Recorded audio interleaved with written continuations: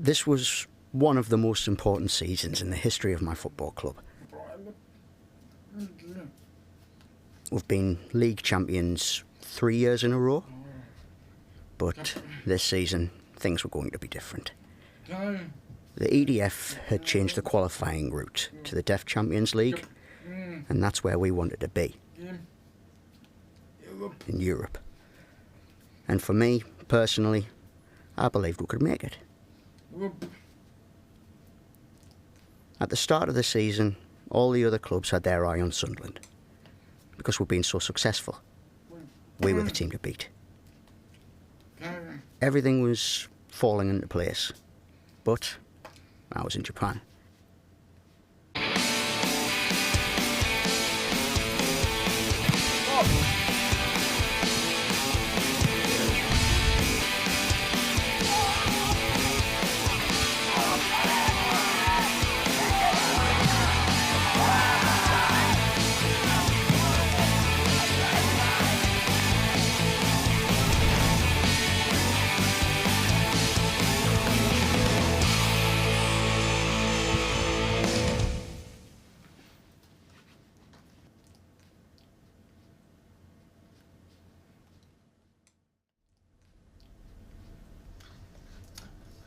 We made a bad start to the season.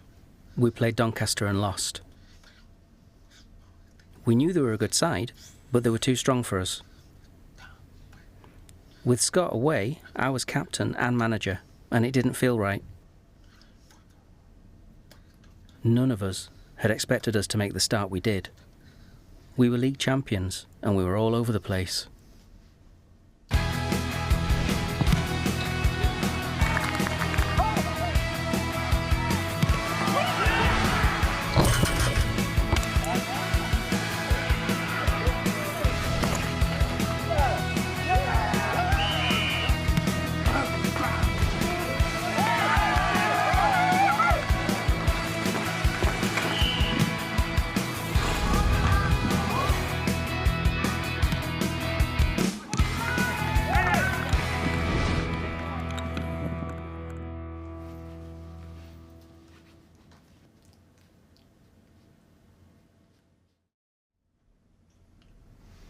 Played for Sunderland for 3.5 years, and I'm head coach as well.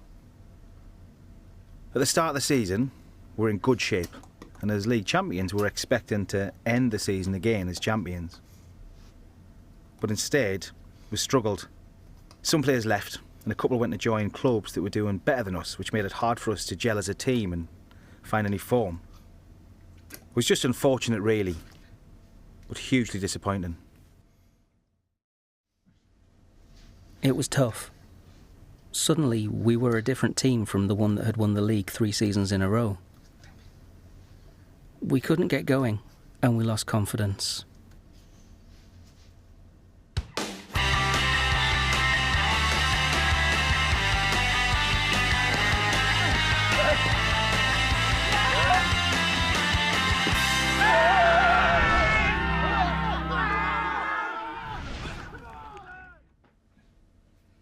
So with me being over in Japan, I had to leave other people to run the team, which meant I wasn't there for the first game against Doncaster.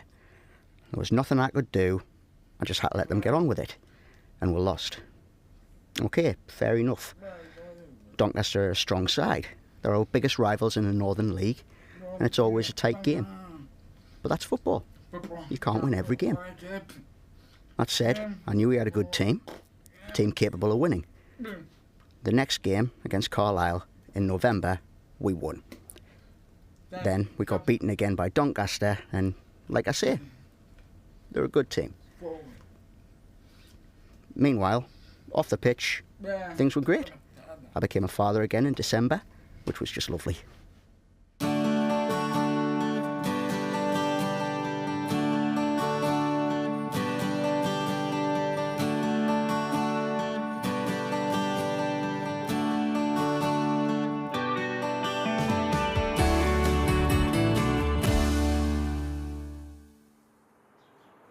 Do I think the baby coming along will mean football will have to take more of a back seat?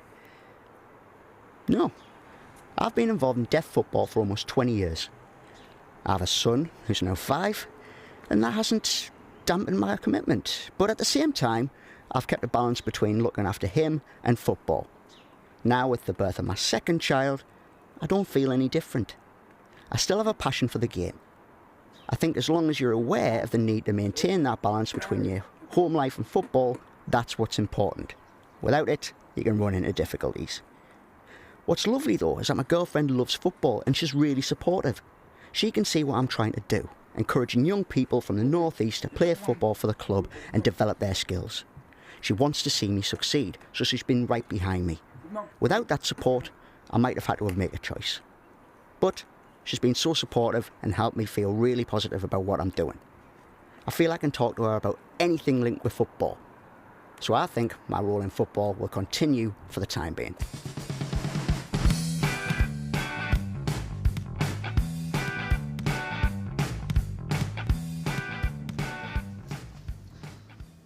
Leaving Sunderland was a tough decision for me. I loved Sunderland. As a team, we were like brothers. I grew up there. But the reason I moved was that my girlfriend was pregnant at the time, and I needed to be closer to her and to home. It really was a difficult decision to make. It was hard seeing key players leave the club and then the team struggling. One of them, Alex Brown, left to play for Doncaster, where his family lives. Andy Ray went to St John's in London, who agreed to meet his travel and expenses. I was powerless to stop them. Just had to let them go. All I could do was juggle the team around and bring in new players, which meant my original plan for the season had to change.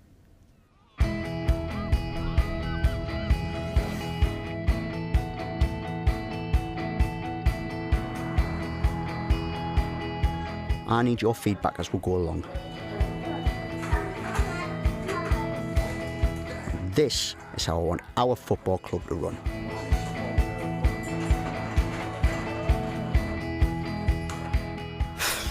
You and I've got a long history when it comes to football. Yeah, he loves me and I hate him. It's weird because previously I was chairman and you were manager, and now it's the other way around. But I do think we work well together. We do have a love-hate relationship though. Sometimes I could kill him. But seriously, he's been fantastic. When I gave up the manager's job, it was a real struggle trying to decide who should take over from me and who would make a good manager. I'm so glad I thought of Scott. I could see his hunger, his passion, and the love we both have for the game that goes right back to our time together at Whitley Bay. And in many ways, we're quite similar. So I was over the moon when Scott was offered the manager's job, and I could pass that role on to him. What I feel we need is to get back to the point where there's more capacity to support the club to develop even further as a club. That's right. If we don't continue to develop, we can't move on. You're absolutely right. It's as simple as that. Off the pitch, the committee are always looking for funding to pay for the pitch, training, money for referees, transport, all those kind of things. The thing is, when a player leaves, it's difficult to find someone to replace them. It's even harder when you lose good players. And the problem extends onto the training field when the number of players turning up changes from week to week. And you need a constant number, otherwise it becomes difficult. It all comes down to funding. We need that to help players to get to matches and turn up for training.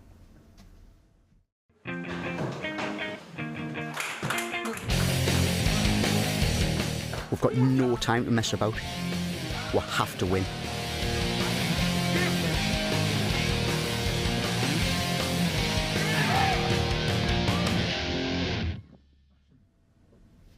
After the new year, we had to put behind us everything that had happened and focus on what was in front of us. For me, that meant focusing my energies on the players, getting them to believe they could make it through to the end of the season. I do think the players still felt like they had it in them.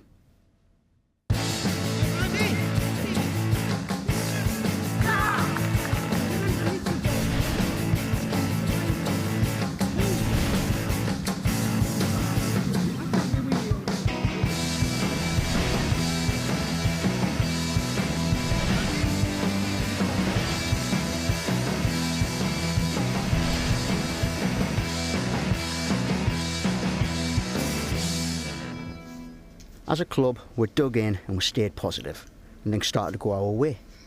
We beat Everton 4-0, and then we beat Birmingham. The match against Carlisle was called off for some reason, so the EDF awarded us the 3 points. We were slowly making our way up the league table.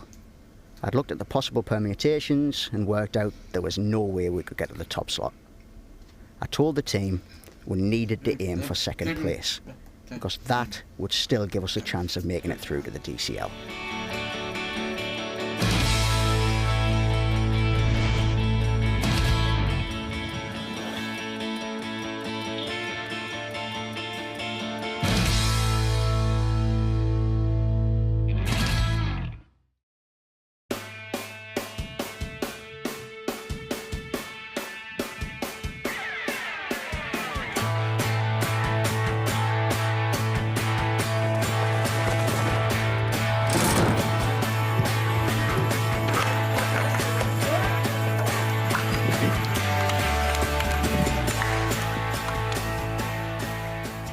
We managed to get second place in the league, and we're headed off to play Fulham in the playoffs.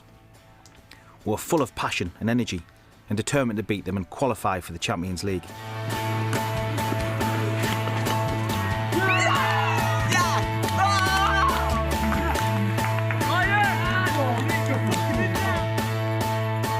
When it came to the game, Fulham put 4 past us and that was it. We were down and out. It was goodbye Champions League.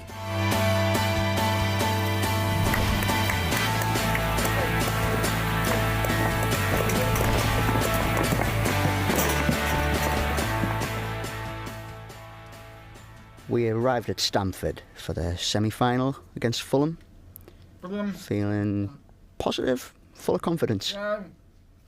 But on the pitch, it was a different story. Fulham were all over us and stunned us with 4 goals in the first half. After that, we had a mountain to climb. It was total shame. For 3 years in a row, we'd been league champions. We were gutted.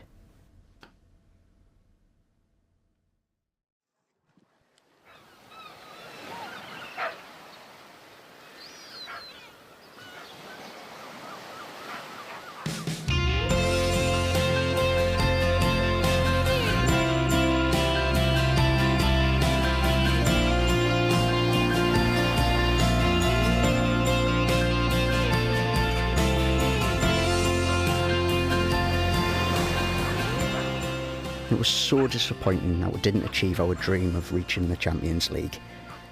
But, you know, that's football.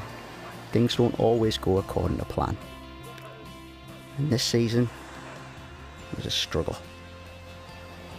What we have to do now is think about our plans for the future.